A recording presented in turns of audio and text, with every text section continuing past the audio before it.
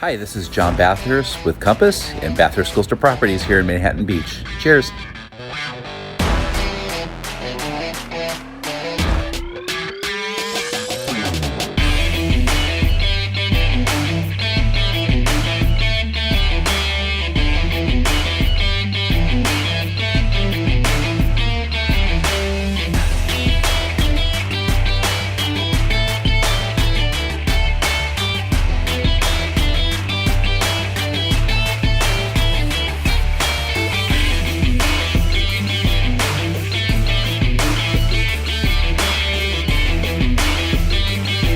Thinking about making a move or investing somewhere outside the Los Angeles area? Maybe it's somewhere else in California, or maybe it's another city or state. Hi, I'm John Bathurst with Compass and Bathurst Coastal Properties here in Manhattan Beach. I'm going to be interviewing some amazing real estate agent partners throughout the country. Maybe places you'd like to invest or maybe move to. Coming to California, I cover the entire Los Angeles coastline, and I would love to help. I hope you enjoy the upcoming interview. Cheers.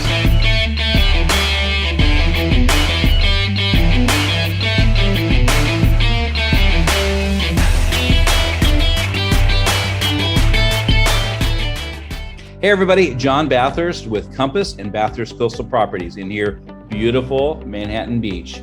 It's a beautiful summer day in March. It's hard to believe it's actually still March and it's 80 degrees outside. And I have another great agent-to-agent referral partner, rock star, San Diego native, John Selby. Say hello, John. Hey everyone, how's it going? John and I have been masterminding and became friends about a year ago, and he's got a lot of great things to offer in San Diego about the market and what's sort of happening there. He's actually a new father of 6 months. He is a San Diego native, like I mentioned. He's in business and real estate with his mom. It's a mom-son team for the past 9 years. I'm really looking forward to you getting to know John a little bit, but more importantly, about his market in San Diego. So let me ask you a question, John. What is happening in San Diego? If people say that everybody's leaving California, I'm just up the coast from you in Los Angeles. I see people flocking to the beach and raising prices everywhere. What's happening in San Diego? I would say a little bit of the same. Although we do have some people leaving, you always have those people leaving for one reason or the next. I would say majority of people actually coming to San Diego. Our house prices reflect that. We are seeing we saw like 20 to 25% increase in many areas in San Diego just in the last year. And there does not seem to be a sign of that stopping.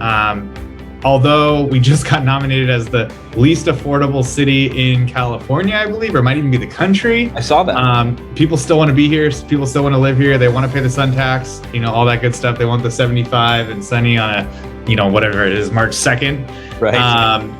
And so we're seeing a lot of people coming here. We're still more affordable than San Francisco and LA when it comes to house prices. So I think we're going to continue to see those people flocking to San Diego, especially with the work from home that is still becoming, or that is still a very common thing. And probably I don't see much end to that. So yeah, awesome. Well, I think that, it's been kind of a crazy real estate market the past 18 months, and everybody has their sort of community or city story of what's happening there. What's one thing that you're really excited about in your market right now and what's happening in 2022? Really excited about in my market. I'm excited to see more inventory coming on the market. We are seeing some back-end signs that there will potentially be some of that. I'm also excited that there are a lot of people trying to get creative to, one, help create inventory, but also help people in our market buy and sell. So we're partnering with a few companies that are allowing our clients to sell their houses buy their houses before selling. They're allowing our clients who are actually financed clients to write cash offers. And so I'm excited to explore that route and to hopefully help more people buy and sell their homes in 2020 here in San Diego and kind of create some movement here, because there definitely is a demand for it. It's just how do we figure out how to make that happen? Yeah. I think that lack of inventory and figuring out ways to help our sellers not only just sell their home for a crazy dollar amount, but like where are they going next, right? If they're staying in the community, that's a challenge. Yep.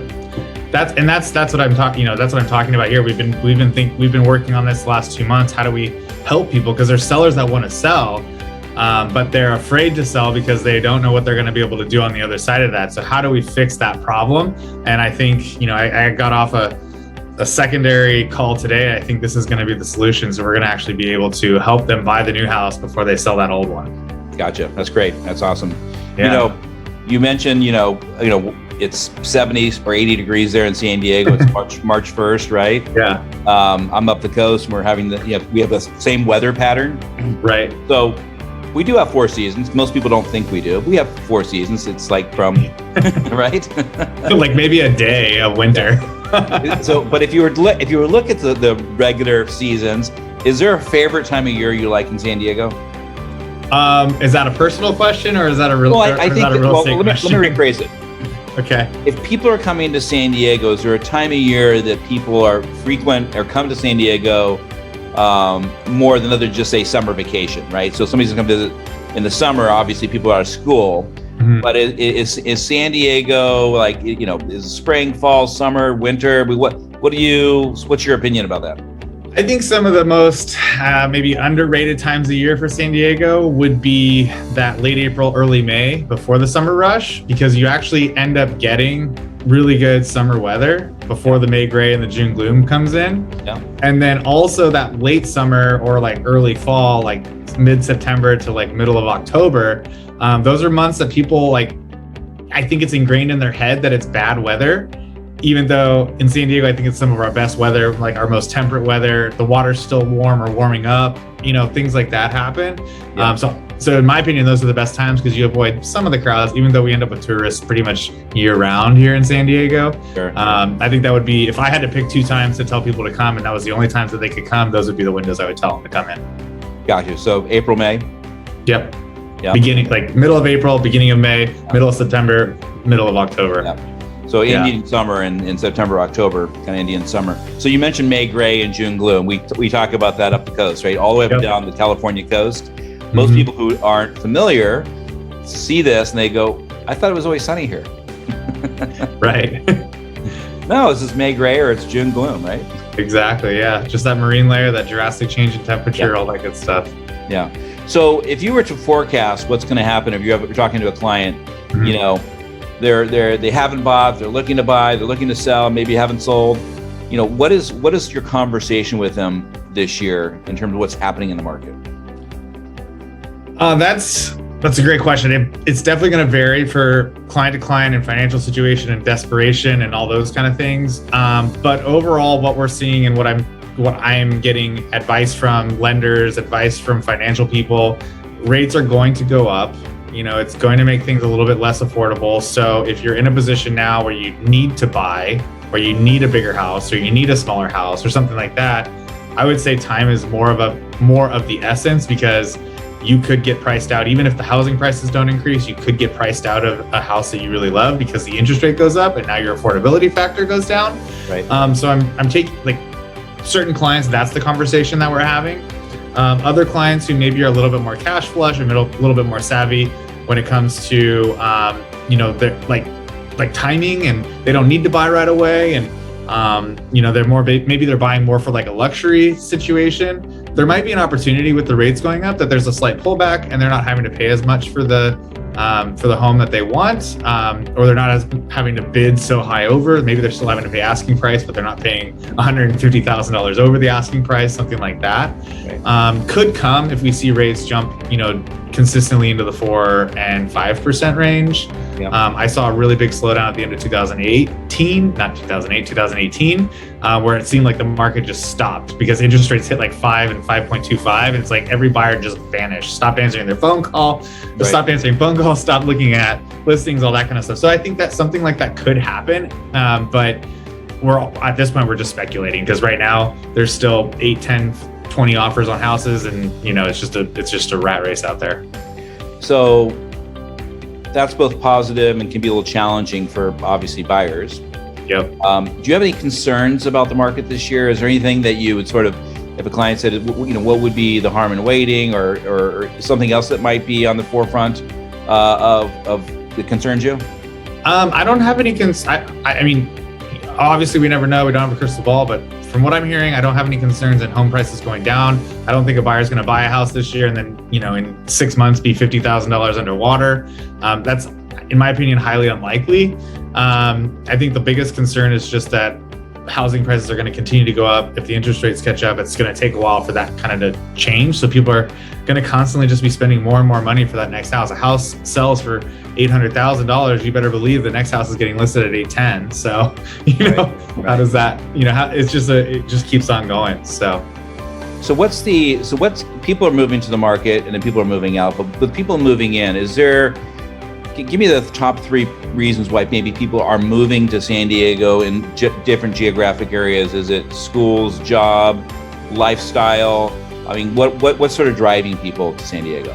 Yeah, so I'm seeing the biggest influx of people are coming from San Francisco, LA, and even like the Seattle, Washington kind of area. Okay. So a lot of tech people. They're coming for very different reasons. Some of them are coming because they now have an indefinite work from home. So they're like, why would I live in San Francisco when I can live in San Diego and do the same job? Okay. We're getting some people who are taking the opportunity partly because they can work from home, but now they want to move closer to family and they've lived away from family because the tech jobs are, like I said, in San Francisco or LA or whatever, and now they can move home, be closer to family because they're now deciding to have kids, something along those lines. And then surprisingly, I'm seeing some people move to San Diego who are downsizing. They want to simplify a little bit. They want a little bit more consistent weather because it hurts their joints and, so on and so forth. And so they're coming here, they're buying a little bit smaller house for a little bit less money than they are selling their home for in, some other areas. And then they're getting, our beautiful San Diego weather. So those, I think, are the top 3 people moving into the area. Is there any businesses that is either opening or growing or thriving that people would be moving for their jobs? A little bit, yeah. We have a biotech world. So as Illumina, which is probably the biggest biotech company in San Diego, continues to grow, they're hiring new people. And so we're seeing some influx from that. I've got maybe 3 or 4 clients who all got jobs with Illumina and got job transfers over the last 4 to 5 years. Amazon, Google, and Apple. Don't quote me on Apple, but I know Amazon and Google for sure have moved some of their offices to San Diego or expanded some of their offices in San Diego. So we are getting some tech clients for that. And then you had mentioned that you used to be at Nordstrom's and you mentioned Horton Plaza. Well, Horton Plaza is getting totally repurposed to be kind of like a tech campus. Yeah. And so I don't know what the future brings for that, but I believe that will bring in some tech, biotech, all of that into that area also, which will definitely move people. Yeah, cool, awesome. So I don't know why you'd want to leave San Diego, unless you're leaving for another beach community, Right. And there's beautiful beaches up and down the California coast, and we don't deal with the same humidity that Florida deals with. We don't. Or island fever of in Hawaii, but if people are moving out of San Diego, what would be the reason and where are they going? So the reasons, a couple of reasons. One is California affordability. That's, I think, everywhere in California. People just have decided it's not affordable to live here, so they're going to move for that reason. 2, they're moving to be closer to family. So sometimes we do have that. I'm actually going to give you 4 reasons. Give it to fire away. 3 is they don't like the California politics, and they want to get rid of like an income tax. So we're seeing people move for that. And then 4, we've got a ton of military in San Diego, and so they're just getting relocated for work. They don't have a choice, and they're going. So those I think are the 4 big reasons that people are moving out of California, or out of San Diego, I should say. Gotcha. Let's talk about military for a second because you brought it up. Because I know that there's the Naval down in Point Loma. You have the Air Force Base. Top Gun? That's a Marine base, actually. Okay. Yeah, Miramar. So in Miramar, we have 32nd Street, we have Point Loma, we have one down in Imperial Beach, then we have Camp Pendleton, and I'm probably missing one, and some military client is going to smack me for it, but yeah, those are the big ones here in San Diego that we have. Oh, Coronado, duh. We have Coronado. Oh, yeah. Yeah. And are all 4 arms, just call them arms, right? Air Force, Navy, Army, and I believe and Marines. I believe we mostly have Navy and Marines. Okay. We have I think we have little bits of Army, little bits of Air Force. Yeah. But primary presence in San Diego is Navy and the Marines. Okay. And do you work with a lot of military personnel? I do, yeah. A lot of my clients are Navy, Marines. Awesome. Yeah, moving in and out. Some of them are multiple clients because they've bought here, sold here, moved away, came back, left. They get dragged around a bit, but yeah. Cool. So as an investor, if I was an investor, well, actually, before I talk about investment, let's talk about sort of price points. Mm-hmm. I know that it's a hard question to answer because anything that's coastal tends to get much more expensive because you're closer to the beach and maybe ocean views. Mm-hmm. So maybe something inland where you get a little bit more space. If I was a person wanting to move to San Diego and I was sort of open to where I can be between, central, downtown, North County, whatever, mm-hmm. and I had $1 million to spend, okay? And I wanted to be somewhat close to the, I'm not going to get beachfront property for $1 million, but obviously between North County and PB and Mission Beach, where would you start the search with me? As an investor or as like a person? I'm sorry, as a primary resident first. Okay. Oh, sorry. Yeah. As a primary residence, so I would have a ton more questions to ask you on that regard. How many bedroom bathrooms do you need? Do you want a house? Do you want a condo? Do schools matter for you? Do you need yard space and privacy? And depending on those answers, I would definitely be able to dictate that. But I can give you kind of a rule of thumb. The more space and the more land you need and the more housing, like house size you need, you're definitely going to have to go east for that and some north. But it would be more of a northeast direction. The less space you want, maybe you want an older, charming house, you can stay a little bit more central around Balboa Park and downtown. But you might not get, that expansive yard with privacy, but you're going to have walkability and you're going to have, easy commutes to the airport and the beach and all other parts of San Diego. That's kind of where I live. It keeps me central for my business. Right. And then if you're okay with the smaller condo, but you want that, you want like a beach view or a peak beach view, or you want to be able to walk to some sort of body of water, then you can get into the condo range. Some 2 bedrooms in some areas, but probably going to limit you to like a 1 bedroom to 2 bedroom condo. Again, all of that kind of depends on how close you get to the beach. If you're beachfront, it's pretty much going to be impossible. But yeah, I don't know if that gives you a good range. Yeah, sometimes, when you think about $1 million and, the question comes up all the time, what $1 million buys you, outside of California, right? Right. Oh my God, if you move to, it used to be like, Austin, Nashville, whatever, for $1 million, but now it's, even those areas are gotten really expensive. But, $1 million always seems to be, at one point, seemed like a lot of money. Yeah. And it probably is for a lot of people who might be watching this. Mm-hmm. But in terms of California, $1 million is not a high price point. No, right now the average home price in San Diego is, I want to say it's $1,050,000. It's over $1 million for the average home. Now that's not saying you go out shopping and you can't buy a house for under $1 million, but if you just take all of San Diego County and you just divide it by the number of homes out there, we're well over, not well over, but we're over $1 million for that. So I used to say a client shopping with $700,000, as long as they didn't care exactly where they were in San Diego, was a healthy budget. I could find them a nice house. Yeah. Now I feel bad for the client who can only go to $700,000 because their options are very slim on where they can be, especially if they want a single family home. What if I was a family of 3? So I'm looking at least a 4-bedroom home. I want to be somewhat close to the beach. I want good schools, and I have a budget of $2.5 million. That opens up a bit. You would be probably $2.5 million. I could get you within 5 miles of the beach, probably. I could definitely get you a 4-bedroom with a probably 5,000 to 10,000 square foot lot, maybe a 14,000 square foot lot if we go a little bit more north. Okay. And it'll be pretty nicely remodeled. House square footage would probably vary between 2,000 and 3,000 square feet on average.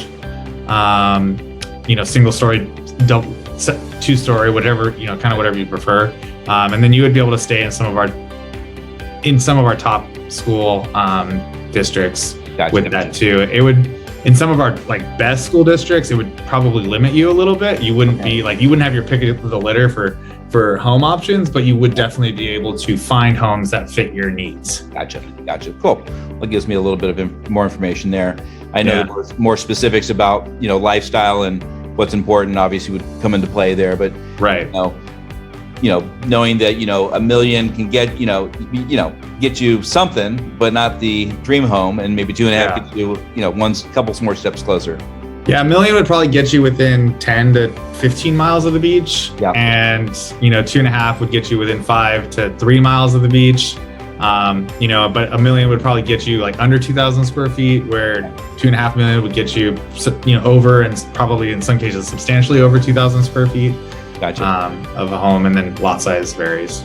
So how much new development, in terms of not like older homes being scraped with new homes being put up, but in terms of obviously, you're already dense along the coast, and all the building starts to go north, like you said, north and east, right? So is there a lot of new development communities being built still, or is it pretty well saturated? It's pretty well built. I mean, I would struggle to say there's even 1,000 homes being added to San Diego right now. Yep. New construction. There's South San Diego is being built a little bit. There's a little bit being built in central, like in the Carmel Valley area. They're building some there. There's some undeveloped land.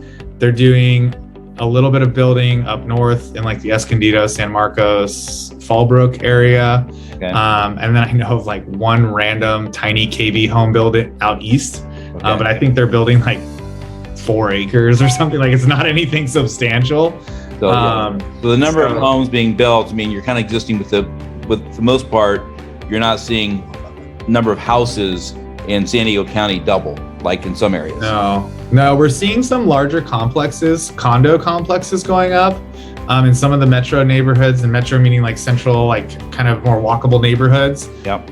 Like there's a 4-acre or 3-acre piece that sold a couple years ago, and I think it's Lennar Homes is coming in, and they're building like 350 units there, but they're going to be 1, 2, and efficiencies. Right. Probably with a $400 or $500 a month HOA with a balcony. You're not getting much. Gotcha. Let's shift to investments. If I was an investor wanting to invest in real estate in San Diego, what are the opportunities? That's the first part of the question. The second part is short-term rentals, Airbnb. Is that allowed? Is there certain areas of San Diego that's allowed, maybe downtown or somewhere? I know that in a lot of coastal communities, especially like in Los Angeles, short-term rentals are not allowed, nothing short of 30 days, at least legally. Can you do that? Talk to me a little about those opportunities. Yeah, so let me tackle investment side first. Investment side, my question is always going to start with what's your goal, so I can help you get into areas. But if your goal is like rentability, trying to maximize your cap rate, let's say, and have good long-term tenants, like not a lot of turnover type of situation, you're pretty safe in the beach communities, but your return on your money is going to be a lot lower. Yep. Because the bar of entry, the cost to buy the unit versus what the rent is, isn't quite synced up very, very much. And then, so my recommendation where we have the most dense is again the metro neighborhoods, the North Park, South Park, Normal Heights, even like kind of out east by San Diego State. And all the way to La Mesa. A lot of those neighborhoods built multifamily pockets. So they have 2 units, 3 units, 4 units that sell. They get pretty decent rents. Actually, in many situations, you get the same or better rent than you're getting at the beach in some of those neighborhoods. Yeah. Because of the popularity. And they're, I guess, like the cost to the bar to the entry is not $2.5 million for them. You can buy some of these in the low millions to, basically $1 to $2 million. You can buy a multi-unit in many of those areas, and you're going to bring in, 3.5% to 5% cap rate, depending on what the, kind of depending on what the mix is, the condition of the property, and also how long ago has it been rented. If it hasn't been rented in 10 years, your cap rate is going to be super low, and you're going to have to go in there and get those rents up. Do you guys have any rent control in your area? Right now, there is not. No rent control. There's been proposed rent control, but at this point, we're not seeing any of it. And from my knowledge, there's quite a bit of pushback on that. Yeah. So I don't see anything like that coming in anytime soon. So that's good. There's different pockets in Los Angeles. Mm-hmm. Santa Monica is kind of tough. I mean, there's a lot of different areas that makes it challenging as for an investor, especially when you can't really kick the tenants out. You can, what they call cash for keys, give enough money, they'll leave. But obviously trying to get things back to market rents is always a challenge in terms of investment strategies. I do work with quite a few investors throughout the different areas of Los Angeles. And most of the investors are really looking at, cash flow is important, but it's really sort of long-term appreciation. Right. It's like putting money in a safe stock market, because that the value of dense communities, the value of the land just keeps growing, right? It's no more land coming, so it's going to go up in value. Right, exactly. And that was going to be that's my kind of secondary to that, is that you get the lower cap rates over time. That's going to grow, of course, as home prices go up. Rents are going to continue to follow that, and then you just see long-term appreciation on anything, in San Diego, at least in those popular areas. What about short-term? What about Airbnb type stuff? Yeah, so short-term rentals, still a big controversy. We don't have any set rules in place except for the fact that you have to have a Airbnb permit. They are going to start limiting those permits each year for non-owner occupied. Each individual neighborhood, the last I heard, and this changes a lot, so don't quote me on this, 2 years down the road, but the last I heard is they're only going to allow 1% of the rental population in any community to have short-term rental that are non-owner occupied. The only neighborhood that is exempt from that is Mission Beach, because it's been historically long-term rentals forever.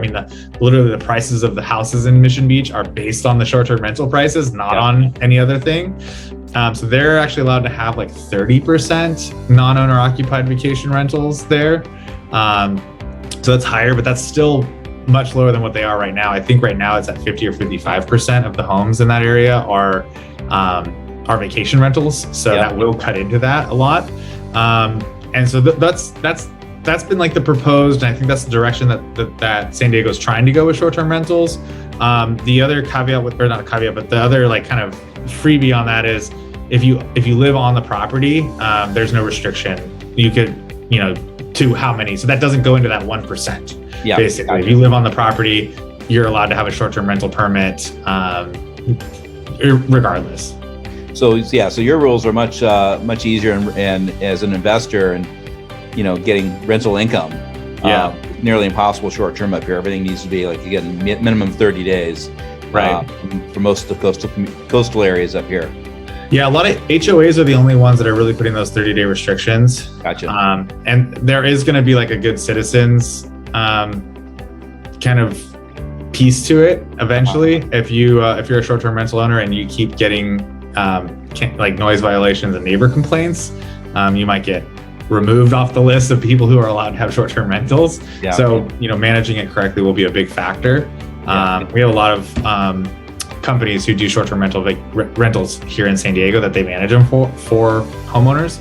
Yeah. So if you're concerned about that, I would definitely recommend using one of those companies. Well, awesome. So I really appreciate the time in the interview today. Anything we missed about San Diego you want to share? I don't think so. We covered quite a bit. It's a beautiful city, and we'd love to work with anybody wanting to come this way. I would almost say we specialize in relocation clients, because I would say at least 20% of our clients don't live here and want to live here. Yeah. And so we're doing virtual showings, we're doing flying for the weekend, see as many houses as you can, like whatever it takes. We're like very adapted to handling people who are moving to San Diego. Awesome. Well, if you're looking to move to San Diego, or you currently live in San Diego and you need expert advice, whether you're in the military or not, doesn't matter. If you're in the military, certainly you want to talk with John. As an investor, obviously, it sounds like investing sooner than later is going to benefit you. And John is your expert in San Diego, everything. So John will be able to help you out there, and please reach out to him if you are making a move. Well, thank you. Thanks a bunch, John. Thank you. Absolutely. See you later. Bye. I hope you enjoyed that interview. If you have any questions or comments, please comment below. And if you like the content, please like it. Please subscribe for further content that I'm going to be posting, and make sure you follow me on social media. Have an awesome day. Cheers.